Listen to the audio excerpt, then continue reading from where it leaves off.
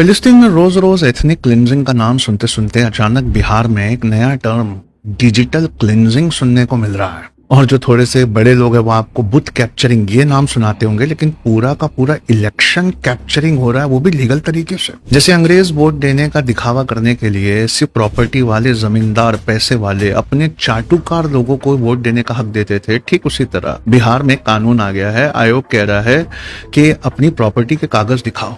एक आंकड़ा सुनिए, यूपीएससी का टीचर हूं तो आईएएस के नोट से बात करूं। बिहार की प्रति व्यक्ति आमदनी 190 रुपया प्रतिदिन से कम है। उसमें से 10% उन लोगों को निकाल दीजिए जो बहुत पैसे वाले, संपन्न, सवर्ण, जायदाद के मालिक हैं, तो बचे हुए 90% बिहार की आमदनी 100 से 110 रुपये से भी कम हो जाती है। ऐसे में रोज कुआं खोदकर शाम को चूल्हा जलाने वाले से कह दो अपना काम धाम छोड़कर लाइन में लग जा, तो वो कितने दिन लाइन में लगा रह सकता है। आयोग कहता है नहीं नहीं, 10वीं का सर्टिफिकेट दिखा दो। उसे ये नहीं पता कि गरीबी इस कदर है कि 42% बच्चे कक्षा 8 में अपनी पढ़ाई छोड़ देते हैं। ऐसे में उनसे 10वीं का सर्टिफिकेट मांगना कहाँ का इंसाफ है। आयोग कहता है नहीं नहीं, पासपोर्ट दिखा दो। 2.2% लोगों के पास सिर्फ पासपोर्ट है।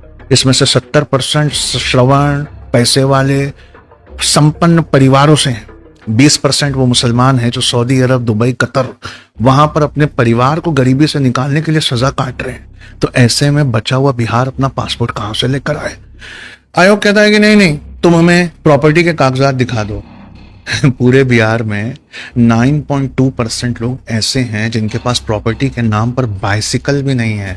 जिस घर में वो रहते हैं उसकी छत भी घास फूस की बनी हुई है। बताइए, देश में घूम घूम कर मेहनत मजदूरी करके एयरपोर्ट, रेलवेज, इंफ्रास्ट्रक्चर बनाने वाला मजदूर अपनी प्रॉपर्टी के कागज कहां से दिखाए। ये गाज ना सबसे पहले मुसलमानों पर गिरी थी।